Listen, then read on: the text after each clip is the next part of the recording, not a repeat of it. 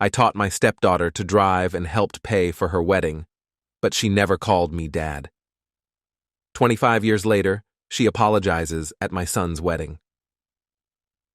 I, 58 Mem, have been married to my wife Laura, 55 F, for 25 years. When we got married, Laura had a daughter, Kelly, 35 F, from her previous marriage. Kelly was 10 when Laura and I got married. Laura's first husband, David, had passed away in a construction site accident when Kelly was 5. I met Laura at a local community center where I volunteered teaching adult literacy classes. Laura was there to improve her computer skills for a job promotion. We hit it off immediately, bonding over our love of classic literature and hiking. Our relationship progressed quickly, and within a year, I was introduced to Kelly. From the beginning, I knew being a stepfather would be challenging. Kelly was a quiet, serious child who clearly still missed her father deeply. I remember our first meeting vividly. Laura had arranged for us to meet at a local park. Kelly sat on the swings, her small legs dangling, watching me warily as I approached. I sat on the swing next to her, and we spent the next hour just swinging side by side, occasionally making small talk about school or her favorite books. As Laura and I got more serious, I tried my best to be a good stepfather to Kelly. I knew I could never replace David, but I wanted to be there for her in whatever way she needed. I took her to soccer practice every Tuesday and Thursday, rain or shine. I remember standing on the sidelines, cheering her on even when she spent most of the game on the bench. I helped her with homework, particularly math, which she struggled with. We'd sit at the kitchen table for hours, working through problem after problem until the concepts finally clicked. When Kelly turned 16, I taught her how to drive. Those lessons were some of our best times together. She was nervous at first, gripping the steering wheel so tightly her knuckles turned white. But as she gained confidence, I saw a side of her I rarely got to see, relaxed, proud, even laughing when she finally managed to parallel park perfectly. We had some good moments like these, but overall, our relationship was always rocky. As Kelly grew older, she became more distant. She never called me Dad or even stepdad. I was always just Mark. I tried not to let it bother me, but it stung every time. When Kelly was 16, Laura and I decided to have a child together. We were overjoyed when Jack was born. I had hoped that having a baby brother would bring Kelly closer to our family, but it seemed to have the opposite effect. She became even. More withdrawn, often staying in her room or at friends' houses. It was around this time that I offered to adopt Kelly legally. I thought it might help her feel more secure in our family, to know that I was committed to being her father in every way. I'll never forget that conversation. We were in the living room, Laura, Kelly, and me. When I made the offer, Kelly's face clouded over. She yelled that she already had a dad and didn't need me. She accused me of trying to erase David's memory. Laura tried to smooth things over, explaining that wasn't my intention at all, but Kelly stormed out of the room. After that, Kelly became even more distant. When Melissa was born 2 years later, Kelly barely acknowledged her new sister. She was already looking at colleges, talking about moving as far away as possible. It broke Laura's heart to see her daughters so disconnected. When Kelly graduated high school, she only got 2 tickets for the ceremony. I assumed I'd be going with Laura, but Kelly gave the second ticket to her maternal grandmother. I was hurt, but tried to understand. I stood outside the auditorium, straining to hear the ceremony through the doors. When it was over, I plastered on a smile and congratulated Kelly, but she barely looked at me as she rushed off to take photos with her friends. At her college graduation 4 years later, I was allowed to attend, but Kelly barely acknowledged me. She took photos with Laura and her grandparents, but when I tried to join, she quickly said she needed to meet her friends and walked away. Kelly got married when she was 25. Laura and I contributed about half the cost of the wedding. We weren't wealthy by any means. I had to dip into my retirement savings to help out. But we wanted to do this for Kelly. However, when it came time to plan the ceremony, Kelly asked her paternal uncle to walk her down the aisle. I had hoped. Well, it doesn't matter what I hoped. At the reception, I wasn't seated at the family table. Instead, there was an empty chair next to Laura in memory of David. I spent most of the reception at the bar, feeling out of place and unwanted. When Kelly had her first child, a boy named Ethan, she made it clear that I wasn't to be called Grandpa. I was just Mark to her kids, too. This hurt, especially when Jack had his first child a year later and asked if I wanted to be Grandpa or Pop-Pop. I chose Grandpa, cherishing the title I was denied with Kelly's children. Kelly got divorced 3 years ago. Her husband, it turned out, had been having an affair with a coworker. Kelly was devastated. Despite our strained relationship, Laura and I immediately offered our support. We let Kelly and her kids, Ethan, 7M, and Lily, 5F, stay with us for a few months and helped with lawyer fees. During this time, Kelly was polite but still kept her distance from me. She and Laura would stay up late talking in the kitchen, their voices a low murmur I could hear from our bedroom, but whenever I entered the room, Kelly would make an excuse to leave. Last year, Laura was diagnosed with aggressive breast cancer. The diagnosis hit our family like a tsunami.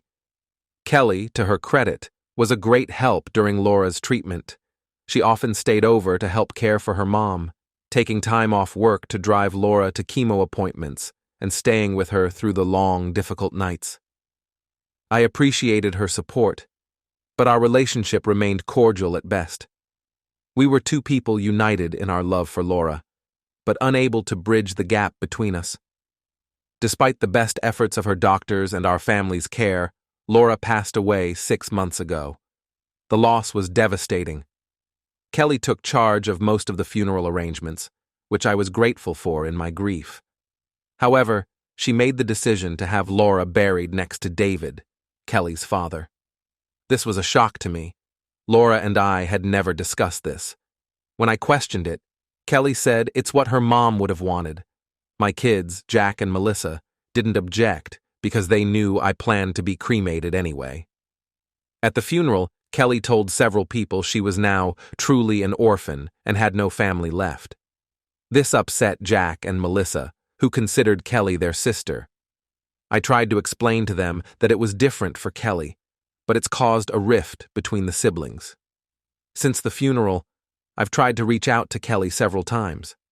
I've invited her to family gatherings, left voicemails checking on her and the kids, and continued to send birthday and Christmas gifts.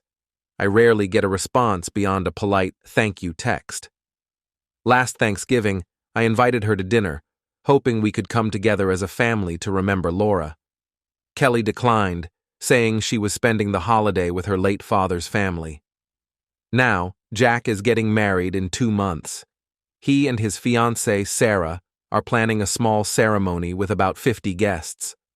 Last week, Jack asked me if I thought he should invite Kelly. He said he feels obligated because she's family, but he's still hurt by her comments at Laura's funeral and her general distance from the family.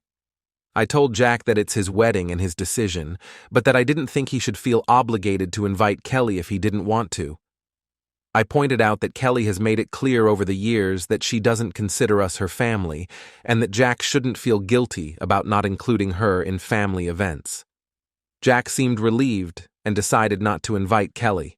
However, Melissa found out and is furious with both of us. She says we're being petty and cruel, and that Laura would be devastated to see her kids excluding each other like this.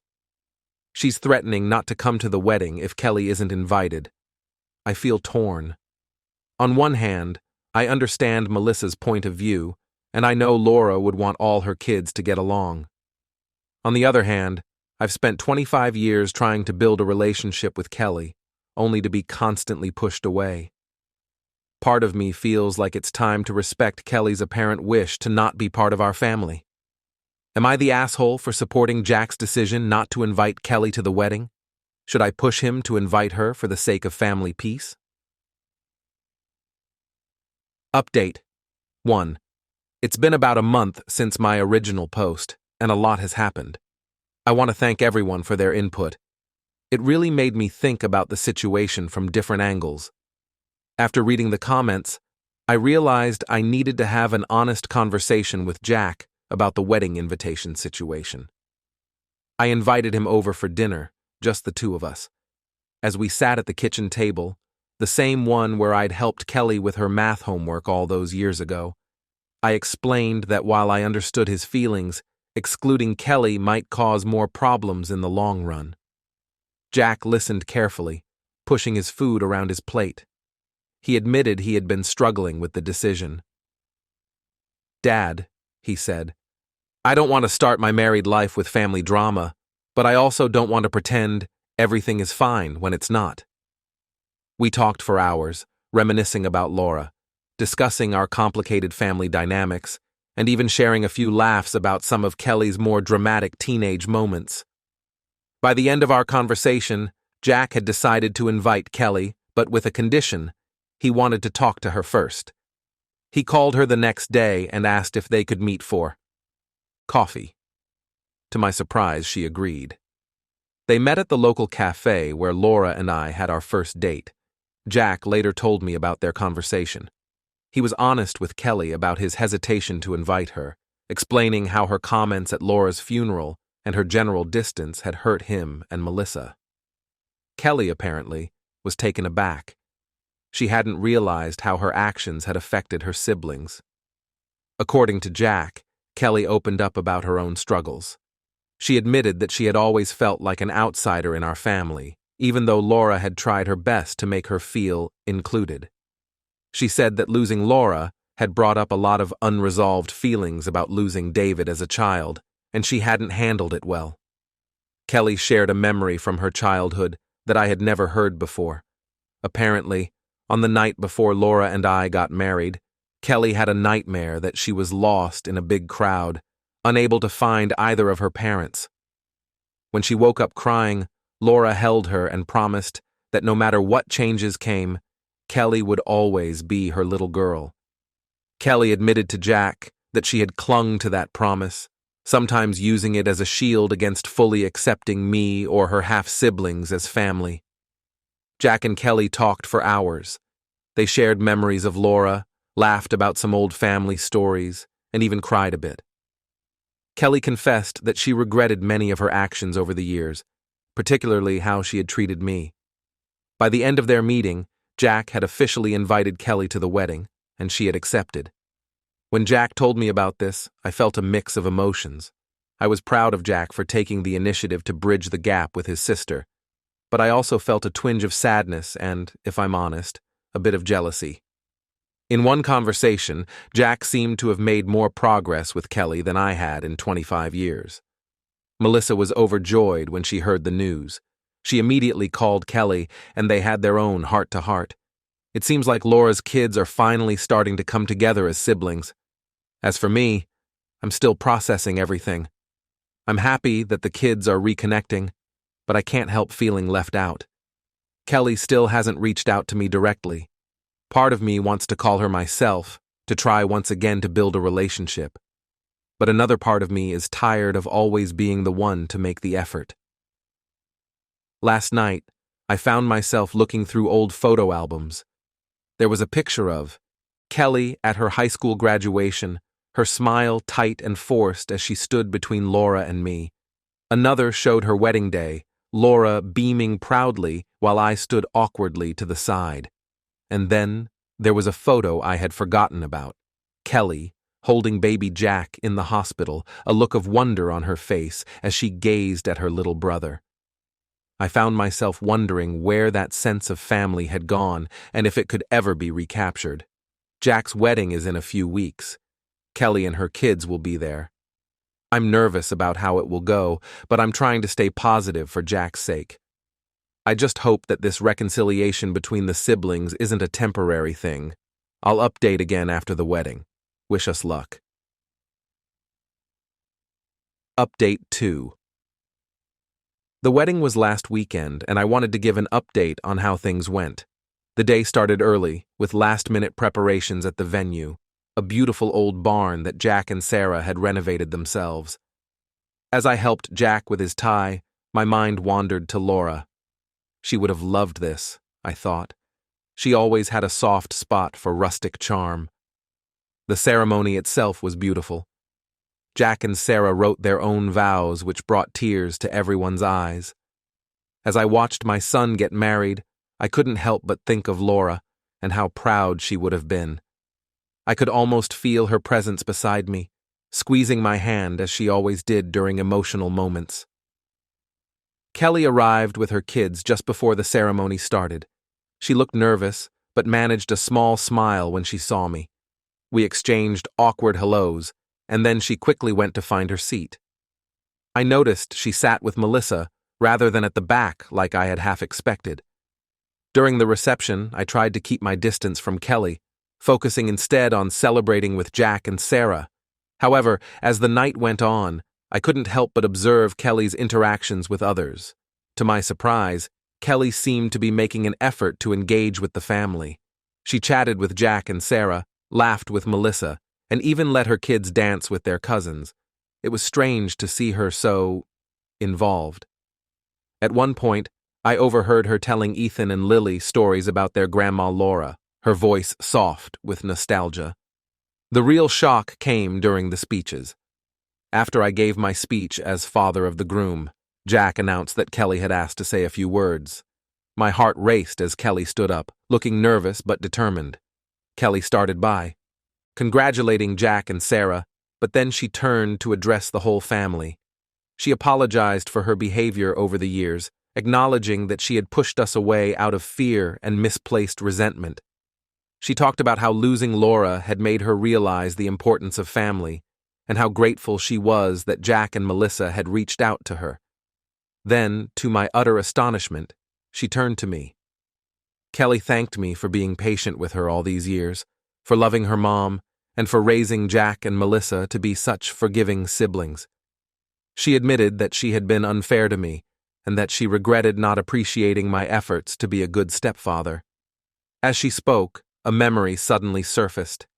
Kelly was about 12, and I had taken her to a father-daughter dance at her school. She had been reluctant to go, but Laura had insisted.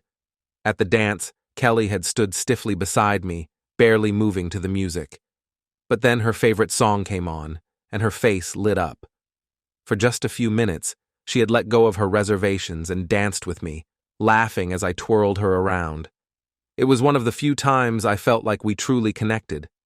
I was frozen in my seat, unsure how to react to Kelly's speech. Part of me wanted to rush over and hug her, to tell her that all was forgiven. But another part of me, the part that remembered 25 years of rejection, held back. After her speech, Kelly approached me. She asked if we could talk sometime, to try and work things out between us. I agreed, but I made it clear that while I was open to improving our relationship, I needed time to process everything. The rest of the wedding went smoothly. Kelly and her kids left early, but not before she hugged both Jack and Melissa goodbye. As I watched her leave, I felt a mix of hope and apprehension. It's been a few days since the wedding, and I'm still trying to sort out my feelings. I'm happy that Kelly seems to want to reconnect with the family, but I'm wary of getting my hopes up. We've scheduled to meet for coffee next week to talk things through. Last night I found myself in Kelly's old room, which we've kept largely unchanged since she moved out. I sat on her bed, looking at the posters still on the walls, the bookshelf full of her old favorites. On the nightstand, there was a framed photo I'd never noticed before. It showed Laura, Kelly, and me at the beach, all smiling. I remembered that day. It was one of our first family vacations after I married Laura. Kelly had been resistant to going at first, but ended up having a great time. Looking at that photo, I felt a glimmer of hope. Maybe, just maybe, we could find our way back to being a family again.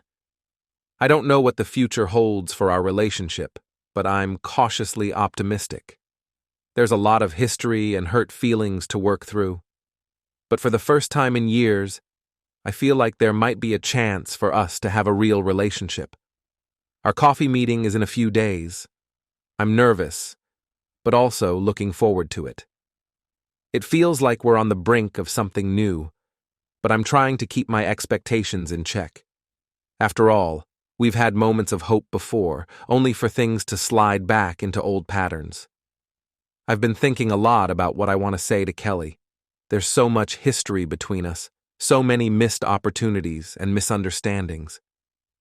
Part of me wants to pour out everything I've felt over the years, the hurt, the frustration, the longing for a closer relationship. But I'm afraid that might overwhelm her or push her away again. Maybe the best approach is to just listen. To hear her side of things without judgment or defensiveness. It's not going to be easy, but I think it's necessary if we're going to move forward. I've also been wondering how to navigate our relationship moving forward, especially when it comes to her kids. Ethan and Lily barely know me, and I'm not sure how Kelly wants to handle that. Should I try to be more of a grandfather figure to them? Or would that be overstepping? There's also the matter of family gatherings. If Kelly does want to be more involved, how do we integrate her back into family traditions? How do we handle holidays, birthdays, and other celebrations? These are all questions I hope we can start to address. I know this won't be a quick or easy process. 25 years of complicated history can't be erased in one conversation or even several. But I'm willing to put in the work if Kelly is. As I sit here writing this, I find myself looking at that beach photo again. I'm reminded of the potential for joy and connection that's always been there, even if we haven't always been able to reach it. Maybe it's not too late to build something new. I'll update again after our coffee meeting. Thank you all for your support and advice throughout this journey. It's been a roller coaster, but I'm glad I didn't give up on the possibility of reconciliation. Wish us luck.